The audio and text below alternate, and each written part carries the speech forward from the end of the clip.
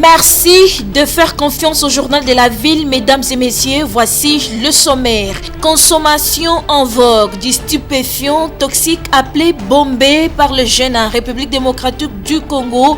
Une commission mixte sera mise en place pour mettre fin à ces phénomènes.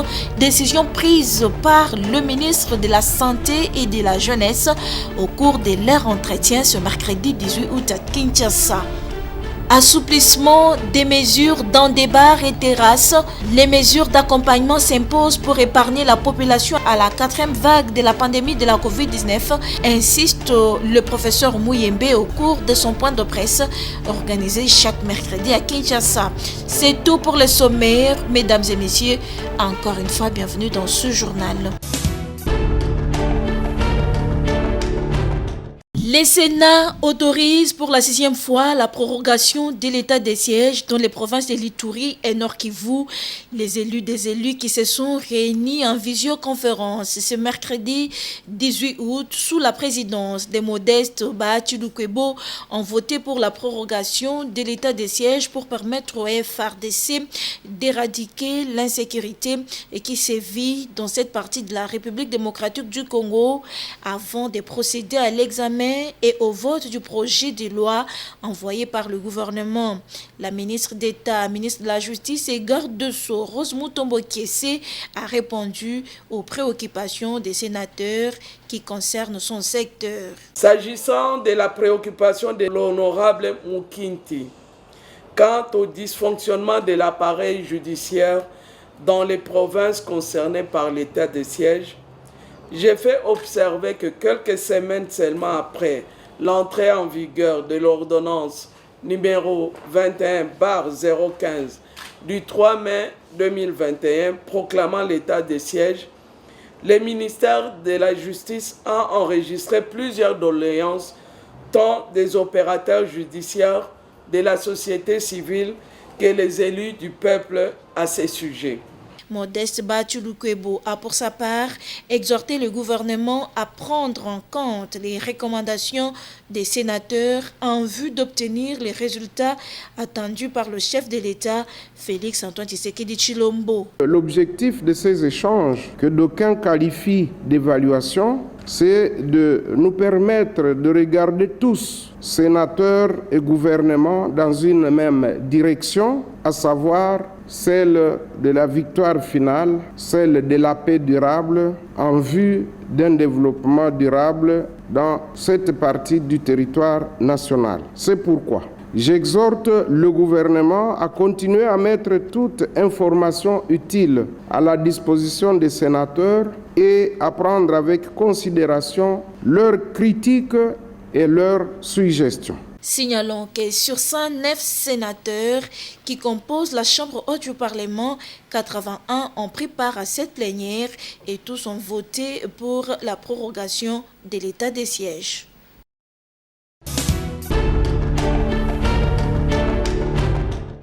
Le ministre de la Santé publique, Hygiène et Prévention, Dr Jean-Jacques Mbonga Nimbanda, a reçu son homologue de la jeunesse et nouvelle citoyenneté, Yves Bokoulou, ce mardi 17 août en son cabinet de travail. La consommation en vogue de certains types de stupéfiants toxiques, dont Bombay, par les jeunes Quinois, préoccupe profondément le patron de la jeunesse en République démocratique du Congo. Scientifiquement parlant, ces produits, drogues, a des conséquences dangereuses dans la santé. Très inquiet de ces phénomènes qui risquent d'entraîner les jeunes dans la perdition, Yves Bonkoulou était venu partager avec le numéro 1 de la santé publique pour étudier ensemble les stratégies en termes de sensibilisation et prévention afin de sauver la jeunesse congolaise. Il était question pour moi de voir son Excellence Monsieur le ministre de la Santé ainsi que Madame le vice-ministre pour échanger sur la question qui nous préoccupe, nous au niveau de la jeunesse. C'est la consommation d'un certain type de stupéfiants, ces derniers temps appelé Bombay, au niveau de la ville de Kinshasa, mais aussi au niveau de la province du Nord Kivu. Il y a également la consommation depuis un certain moment de ce qu'on appelle Mouvoké, qui est une plante qu'on consomme par inhalation. Et avec son Excellence, Monsieur le ministre de la Santé, nous avons étudié les possibilités de pouvoir mener des recherches pour savoir d'abord la constitution de ces différentes drogues, mais aussi de mettre en place une commission qui devra travailler pour qu'ensemble, nous puissions sortir ces jeunes qui se sont lancés dans cette nouvelle industrie de la consommation de la drogue à travers le programme national de lutte contre la drogue qui se trouve au niveau du ministère de la Santé. Toutefois, Yves Bonkoulou a profité également de cette occasion pour inviter les jeunes à arrêter de la consommation de ce type de drogue, notamment Bombay, qui est une drogue extraite des résidus du tuyau d'échappement de la voiture constitué de monoxyde de carbone et d'azote avec une combinaison de la nitriline qui est très dangereuse pour la santé.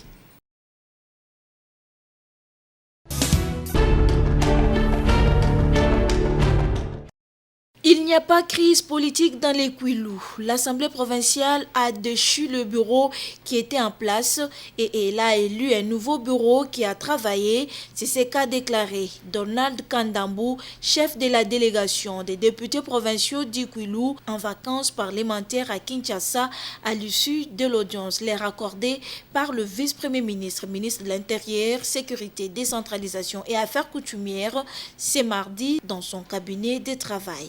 Les parlementaires du Kouilou a fait savoir qu'Andambou ont également profité de leur présence à Kinshasa pour faire l'état de la situation politique qui prévaut dans leur province après vote du bureau définitif en juin dernier et la convocation de l'Assemblée extraordinaire en juillet dernier. Nous avons donc expliqué la situation telle qu'elle se passe dans notre province et nous avons reçu une attention particulière de M. le vice-premier ministre, ministre de l'Intérieur, qui a promis de ne ménager aucun effort pour que la sécurité soit de mise dans notre province. Il n'y a pas de crise politique dans le Kouilou.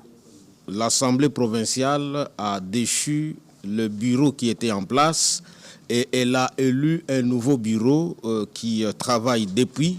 La situation est donc calme, mais il nous revient de pouvoir, lorsque nous sommes de passage à Kinshasa, d'expliquer la situation au niveau du gouvernement central. Et c'est ce que nous avons fait. Il n'y a pas de crise.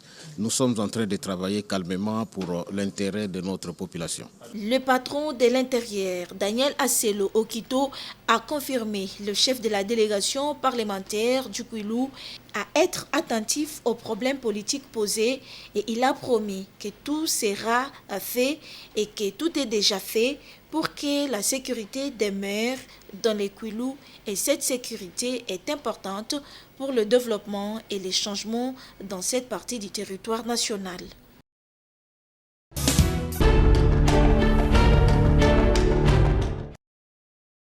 Le ministre de l'Enseignement primaire, secondaire et technique a assisté ce mardi à la formation de futurs auditeurs internes du ministère de l'EPST. Tony Mwaba voulait s'assurer du bon déroulement de cette formation qu'il a initiée et lancée la semaine passée au Conseil permanent de la comptabilité au Congo dans le but d'offrir au ministère ses propres cadres compétents à toute forme d'audit interne. Le ministre de l'EPST a ensuite reçu les inspecteurs principaux provinciaux. Ces derniers ont réaffirmé leur détermination à consolider la gratuité de l'enseignement primaire et à combattre les antivaleurs dans leur juridiction pour redresser les sous-secteurs de l'EPST. Pendant 45 minutes, le patron de l'EPST a rappelé le rôle de l'inspecteur considéré comme les bras séquiliers du ministère, surtout en cette période où le secteur connaît les contre-coups dus aux réformes en cours en son sein. Tony Mwaba les a aussi mis en garde contre toute forme de comportement contraire à la déontologie de l'inspecteur. Par ailleurs, il les a félicités du bon déroulement du TENAFEP et leur a demandé de redoubler d'efforts pour que l'exétat se déroule sans embûche. Ma politique est basée sur deux axes. Le redressement de notre sous-secteur par la lutte contre toutes sortes d'antivaleurs, mais aussi et surtout la pérennisation de la gratuité de l'enseignement. Et je le dis, la gratuité de l'enseignement est non négociable. Ça ne se négocie pas. La gratuité n'est pas aussi un processus. C'est une réforme qui a déjà été rendue effective par le chef de l'État et on est dedans. Ou on est dedans, ou on est en dehors. C'est 100% ou 0%. Il n'y a pas de pourcentage. Et c'est entretenu par des proverbes des IPP. Vous avez suivi au Conseil des ministres. J'ai présenté, le dossier a été approuvé pour passer à la mise en place des cadres de l'EPST. Nous allons récompenser les bons en les maintenant ou en les permettant. Mais les mauvais, ils sont aussi connus. On va les désactiver. Nous sommes dans un État qui a des lois qui doivent être respectées par tous. La gratuité, c'est une chose, la qualité ou l'amélioration des conditions des enseignements, j'aimais pas. C'est les deux piliers sur lesquels repose notre politique. Un lot de 51 000 vaccins AstraZeneca, facilité par le mécanisme COVAX, arrivé depuis le vendredi 13 août à Kinshasa, va servir seulement les personnes qui ont bénéficié de la première dose d'AstraZeneca, car les stocks étant limités. C'est ce qu'a annoncé le coordonnateur du secrétariat technique de la riposte contre la COVID-19, le professeur Jean-Jacques Mouyembe, au cours de son point de presse hebdomadaire chaque mercredi à Kinshasa. Cette quantité de vaccins qui est arrivée, c'est réservé à ceux qui avaient déjà reçu leur première dose. Et ils vont donc recevoir la deuxième dose. Et comme l'avait promis le président, dans les jours à venir, il y a d'autres types de vaccins qui vont venir. Il y a le Pfizer qui va venir, Moderna qui va venir, dans le cadre du mécanisme COVAX. Et également l'Union africaine, qui est maintenant présidé par notre président de la République, va également envoyer des doses de vaccins, je crois dans les 20 millions de doses. D'ici septembre, nous aurons assez de doses de vaccins de différents types pour vacciner le plus possible de personnes ici en RDC. Cependant, un constat amer est fait dans la ville-province de Kinshasa après l'annonce de l'assouplissement des mesures dans des bars, une situation qui risque de s'empirer, s'inquiète le professeur Mouyembe. Ce qui m'a frappé le plus, c'est la situation que nous avons connue avec l'annonce des ouvertures des bars. Et ça a été vraiment un événement particulier, si on peut le dire. Et on dirait que c'était la fête de la fin d'année. Des séances de jouissance partout. Et le seul moyen pour lutter contre la pandémie de la COVID-19 en République démocratique du Congo, c'est le respect des gestes barrières édictés par les autorités et se faire vacciner, a souligné le virologue Jean-Jacques Mouyembe. Nous insistons beaucoup pour que la population continue à garder, à observer les gestes barrières, parce qu'il n'est pas impossible que nous ayons une quatrième vague, qui pourra peut-être être beaucoup plus meurtrière, beaucoup plus sévère que la troisième vague que nous venons donc, n'est-ce pas, de vivre. Un bon entendeur s'aligne.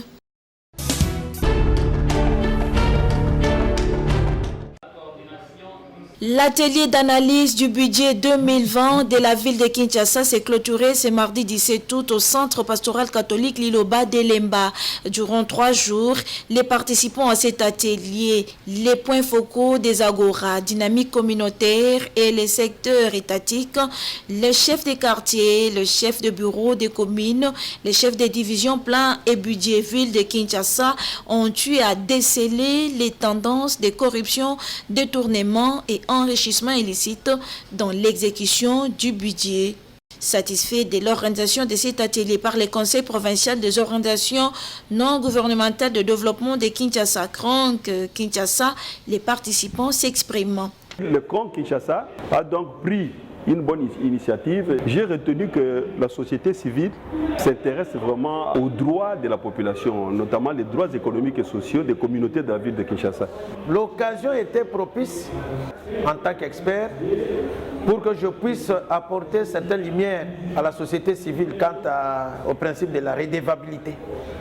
Vraiment, j'étais content parce que certains Kinois ignorent qu'ils ont toujours eu des programmes que l'autorité urbaine est censée mettre à leur disposition pour leur bien-être. Un atelier qui s'est abouti par des recommandations, explique Jean-Pierre Mbouloumbou, chargé de projet CRONC Kinshasa. À l'Assemblée provinciale, c'est plus pour qu'elle puisse prendre des sanctions à l'endroit des responsables de la ville qui n'exécutent pas bien le budget. Que le gouvernement puisse augmenter quand même l'assiette des recettes pour le budget antérieur. Nous avons aussi recommandé au gouvernement d'être sensible aux 5 secteurs que nous avons analysés, la santé, l'éducation, l'alimentation, l'eau et l'électricité et l'environnement. Parce que cela va de la qualité de la vie des Kinois. Les participants ont demandé à ce que le CRON puisse renforcer son travail de suivi budgétaire. C'est dans le souci de voir les conditions de vie des Kinoises et Kinois s'améliorer que le Conseil provincial des ONG de Kinshasa a organisé cet atelier appuyé par National Endowment for Democracy, NED.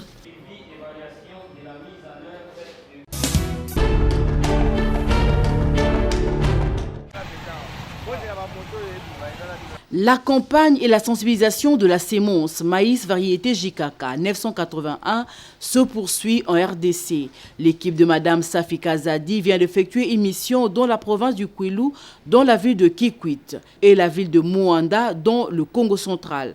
Partout où elle passait, l'accueil était chaleureux par la population qui a compris l'importance de l'agriculture et de la variété JKK 981. À Kikwit, c'était la campagne agricole. L'équipe de Madame Kazadi a préparé la terre, a organisé et a sensibilisé la population contre la Covid-19. Elle parle ici du travail abattu et grande et sa joie. Par Kikwit, on s'est organisé, on est parti voir le maire qui nous a donné feu vert pour l'entrée au champ. Là, on était parti pour la préparation, donc l'organisation, la sensibilisation aussi sur la Covid-19. Et de là, nous avons commencé par délimiter les terrains. Et après avoir délimité les terrains, nous sommes passés au labour par le tracteur. Là, ils entrent maintenant dans la mécanisation. Donc, culture mécanisée qu'ils ne connaissent pas chez nous. Et nous les avons laissés. Nous attendons maintenant les premières pluies. Du côté de Muanda, Madame Safi Kazadi s'est dit aussi satisfaite, mais a insisté sur la technique qui doit être respectée pour la culture de la race. Maïs variété JKK 981, qui est une référence scientifique dotée gratuitement par le président honoraire Joseph Kabila Kabange à la population congolaise. À Muanda, lorsque nous sommes arrivés, vous savez que eux, en ce moment, bien que c'est la saison sèche, ils ont fait le semis de maïs et là maintenant, ils attendent. Le maïs variété JKK 981 est en croissance. Ils ont assimilé. Mais le grand problème qui est là, nous sommes très contents, le grand problème avec maïs variété JKK 981, il faut respecter donc un grain ou une graine par poquet. Alors jusque-là, eux doutent encore du haut rendement, de la performance de la sémence JKK 981. La population de Muanda, comme celle de Kikwit, ont formulé une demande de recevoir du président honoraire Joseph Kabila Kabange des engins pour faciliter leur travail de champ.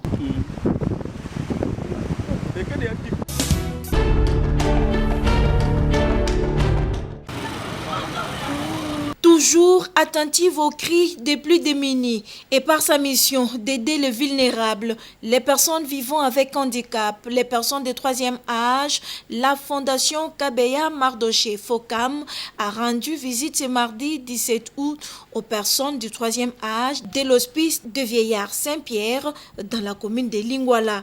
La Fondation Kabeya Mardoché ne s'est pas présentée, mais vide devant ces personnes dans sa gibecière, de quoi mettre sous la dent les riz, l'huile, les laits, les savons, afin de leur permettre de se nourrir.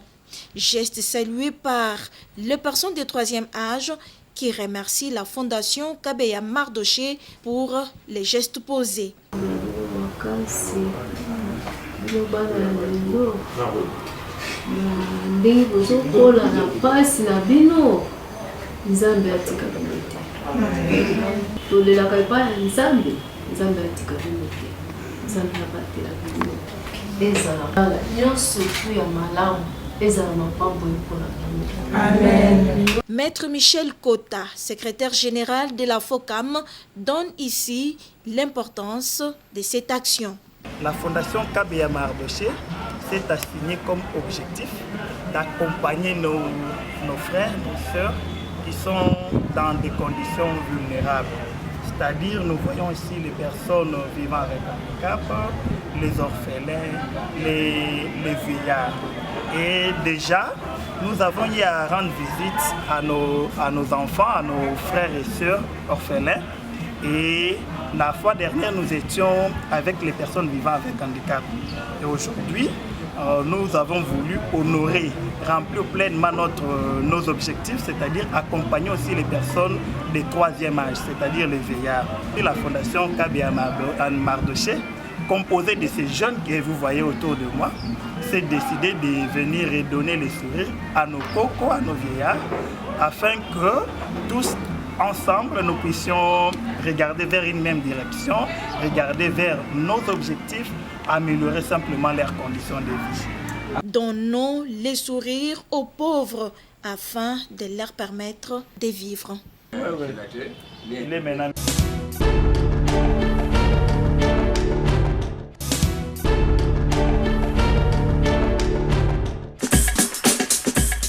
Nous sommes arrivés à la fin de ce journal de la ville. Mesdames et messieurs, merci de l'avoir suivi. Le prochain rendez-vous est fixé pour ce jeudi.